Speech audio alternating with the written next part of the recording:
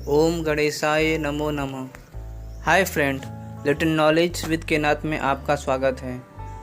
हमारी आज की कहानी है रिटर्न ऑफ टपका। बारिश का मौसम था। जंगल में बहुत तेज़ से बारिश हुई। कुछ समय के बाद फिर बहुत ज़ोर से बारिश के बाद बारिश शांत हुई तो धूप निकला और सब जानवर अपने अपने घरों से बाहर निकले।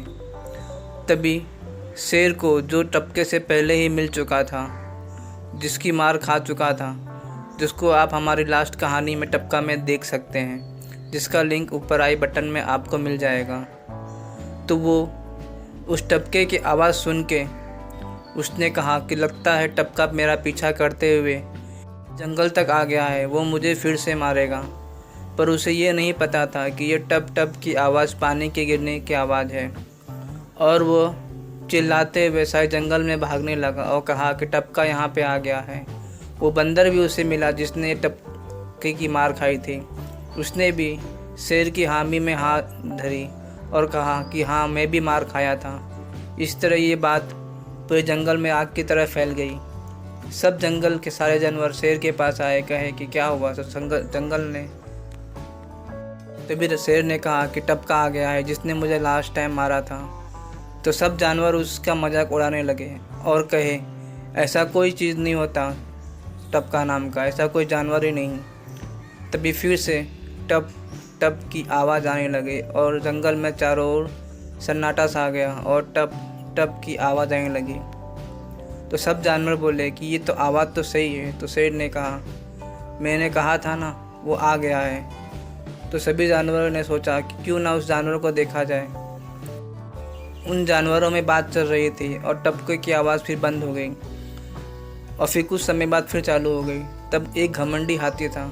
उसने कहा कि मैं टपके को हरा दूंगा और टपके को सामने टपका मेरे सामने एक बार भी टिक नहीं सकता। मैं इतना बड़ा हूँ, मेरी साइज़ और मेरी ताकत किसी से कम नहीं, मैं शेर को भी हरा सकता हूँ। लोगों ने उसे समझाया पर वो समझा नहीं और टपके को हराने के लिए चला गया और वो टपके को ढूंढते रहा। तब अंधेरा हो गया था और जंगल के एक कीचड़ी एरिया में वो चला गया और वहाँ पर फिर टप टप की आवाज़ गूंजने लगी, क्योंकि रात में सन्नाटा था और टप टप की आवाज़ तेज़ होने लगी। तो हाथी ने बोला कि ज़रूर यहीं पर होगा। तो ज़ोर ज़ोर से वो चिल्लाने लगा और कहा कि तुम जहाँ पर भी हो मेरे सामने आ जाओ, मैं तुम्हें छोड़ूंगा नहीं। ऐसे करते हुए यहाँ भागने लगा और अचानक कीचड़ में पेड़ गिरने से वो धड़ाम से नीचे गिर गया और गिरने के बाद फिर उठा।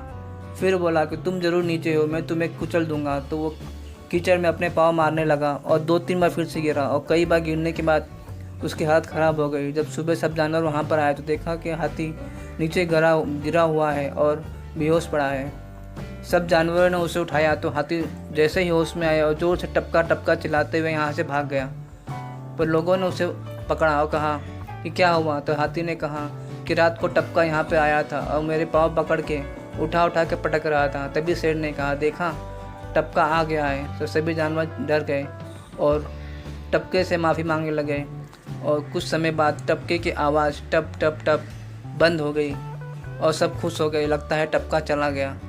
इस तरह फिर से सब लोग अपना दैनिक दिनचर्या खुशी से करने लगे और राजा ने की बात मान के सब लोग अपने अपने कार्य में लग गए। Thank you for watching this video. Thank you very much. हमारे टपका पार्ट 1 की कहानी आप देख सकते हैं हमारे यूट्यूब चैनल पे। Thank you. उसका लिंक आपको आई बटन में ऊपर मिल जाएगा। Thank you very much.